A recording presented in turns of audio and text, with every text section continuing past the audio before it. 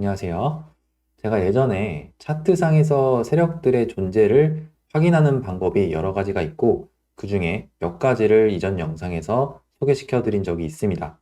오늘은 추가적으로 하나의 흐름을 더 배워보도록 할게요. 차트상에서는 흐름이 없는 부분이 있고, 갑자기 거래량이 발생을 하면서 상승을 하는 그런 부분들이 있는데, 저는 이러한 부분을 변곡이라고 부릅니다. 변곡이라고 부르고, 차트상에서는 이러한 변곡이 발생을 하면서 거래량이 갑자기 증가하거나 추세의 변동이 생기기 마련인데, 그 흐름에서 세력들의 움직임이 발생했다고 보고 그 이후의 과정을 추적해 매매 전략으로 가져가 볼 수가 있습니다. 물론 경우에 따라서 변곡이 나오고 한 번의 파동으로 마무리가 되는 경우도 있겠지만, 추가적으로 더 올리려는 그러한 흐름들을 확인할 수가 있다면 매매의 기회가 주어지기 때문에 일단 그 종목을 관심을 갖는 시점이 중요합니다. 그와 관련해서 몇 가지 종목을 예시로 들어드릴게요. 먼저 현대 ADM을 예시로 설명을 드리면, 지난 1월 달에 이 구간에서 어떤 파동들이 발생을 하고 이렇게 내려가는 흐름이 있었습니다. 이런 데서 짧게 이런 거래량들이 발생을 하긴 했지만 어떤 연속성을 보이지는 않았습니다. 자, 그러다가 최근에 이렇게 급락 구간을 만들어낸 다음에 갑자기 여기에서 7월 7일 월요일 날에 상한가에 들어가는 캔들이 발생을 합니다. 자, 그러면 제가 이전에 설명을 드렸을 때 세력들이 존재한다는 그것을 강하게 드러낼 수 있는 캔들이 뭐냐라고 질문을 드렸을 때, 상한가라는 캔들은 그 대표적인 세력의 존재를 규정하는 캔들이라고 말씀드릴 수가 있습니다. 그러면 여기에서 상한가가 발생했다는 거는 그 이전의 흐름, 이렇게 내려오면서 계속 하락했던 흐름 이후에 처음으로 세력들이 가장 적극적으로 본인의 모습을 드러낸 자리에 해당합니다. 그러면 우리는 이 구간부터 관심을 가질 수가 있어요. 물론 이 흐름에서도 당연히 재료는 존재하고 상승에 대한 수급, 그리고 사람들이 이 재료를 어떻게 볼 것인가 하는 투자 심리도 같이 확인을 해줘야겠죠. 그럼 이 종목 같은 경우에는 어떤 항암, 그리고 바이오에 대한 이슈가 존재를 했었고, 그 다음 날의 흐름에 대해서 이 연속성을 만들어 가게 되면서 굉장히 많은 거래량들을 발생시키게 됐습니다. 이전에 비하면 없었던 거래량들이 진행이 되면서 이렇게 연속적으로 거래량을 터뜨리는 구간을 형성을 하게 됐죠. 그러면 우리는 이 구간에서 어떻게 매매해야 할 것인가, 이것을 고민하기 이전에 이 종목을 왜 관심을 가져야 하는가 목표로 하는 부분에서 교훈을 얻을 수가 있을 거라고 생각을 합니다. 일단은 하락하던 흐름에서 갑자기 어떤 변수가 발생했을 때 여기서부터 우리가 관심을 갖고 그 종목을 추적해 보시면은 훨씬 더 큰 도움이 되겠죠. 작년 하반기에 우리바이오가 트럼프 관련 이슈로, 이제 대선 관련 이슈로 이때 해리스 관련주로서 주목을 받아서 상승을 이렇게 크게 갔던 적이 있습니다. 그러면서 이제 재료가 노출이 될 때는 이미 주가가 빠지면서 우리나라 대선주와 비슷한 모습을 보이게 되는데, 이때 당시에도 그런 부분들을 확인할 수가 있습니다. 이렇게 하락을 하다가 갑자기 상한가가 발생하는 이러한 변곡이 만들어지죠. 얘 같은 경우는 이러한 변곡이 만들어졌을 때 이 어떤 하방에서 떨어지는 구간에서 물량을 매집해서 결국에 이 위에다가 팔아대는 그러한 형식에서 흐름을 만들어내게 되는데, 이미 주된 파동, 메인 파동은 앞에서 거래량들이 발생을 하면서 정리가 됐고, 이 흐름에서는 그냥 떨어지다가 어떤 하나의 이슈가 있었겠죠. 해리스 관련해서 어떤 이슈가 있었겠고, 거기에 한번 반응 정도를 하면서 이 변곡이 만들어지고 다음 날에 이렇게 물량들이 정리되면서 상승을 마무리하는 그런 모습을 볼 수가 있습니다. 보통 이런 데서 많은 투자자들이 착각을 하는데, 그 이유가 뭐냐면 이 흐름이 나온 다음에 계속해서 날아갈 거라고 생각을 해서 매매를 하는 경우가 많아요. 물론 그런 경우도 있을 수는 있겠지만, 이 경우에는 재료적인 특성도 파악을 해야 되고 앞에 있던 매물대를 막고 떨어지는 것이 원래 정상적인 흐름이기 때문에 이 변곡이 나왔다고 해서 연속성을 보일 거라는 생각은 이 케이스에서는 주의하시는 게 좋습니다. 11월 달에도 마찬가지예요. 이렇게 하락을 하다가 대선을 앞두고 한 번 더 변동을 만들어내게 되고, 실제로 재료가 노출이 됐을 때는 이미 이렇게 내려가는 모습을 보입니다.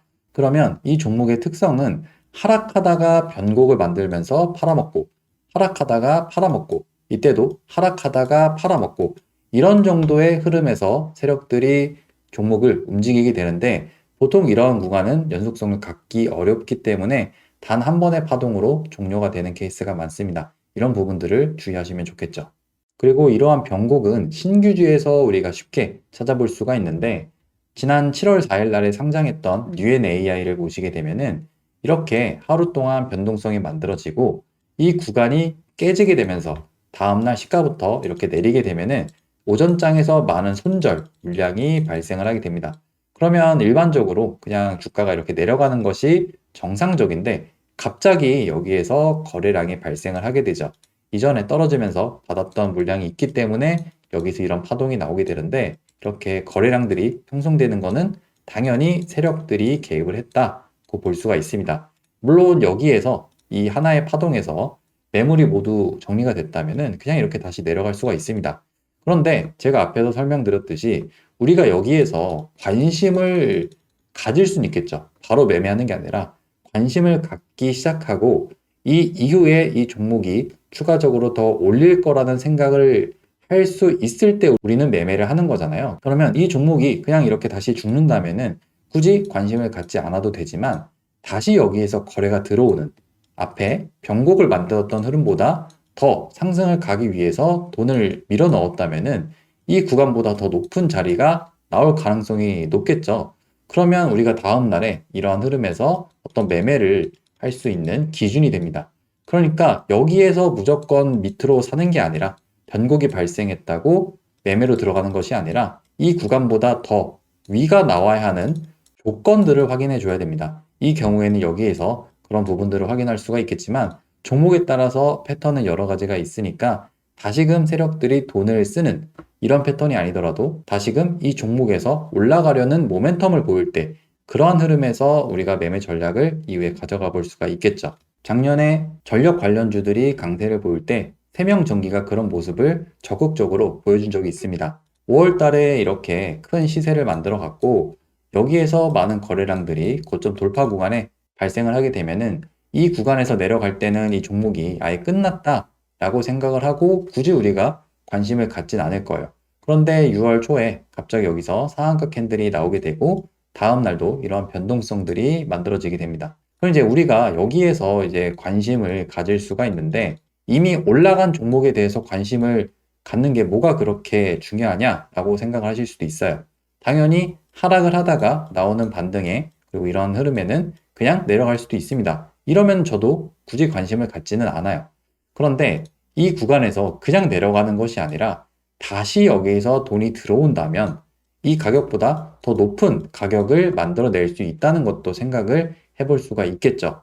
물론 거기에서 다시 이렇게 내려갈 수도 있겠지만 우리가 이 흐름에서 관심을 갖지 않는다면은 결국에 이 흐름, 돌파를 가는 이 두 양봉의 흐름에 대해서는 어떠한 매매도 해볼 수가 없습니다. 그러니까 여기에서 그냥 무지성으로 매매하는 것이 아니라 이 종목을 여기에서 그리고 여기에서 그리고 이전에 이렇게 내려오던 구간에서의 만든 그 변곡이라는 것을 해석을 해줘야만 이 구간에서 의미를 갖고 매매를 할 수가 있다고 생각을 합니다. 이렇게 차트상에서는 갑자기 발생하는 변곡이 있는데 이 변곡을 확인하고 바로 매매할 수는 없습니다. 그런데 그때부터 종목을 관심을 갖고 그때 이후부터 보신다면은 매매를 하는데도 좋은 기준이 될 수가 있습니다.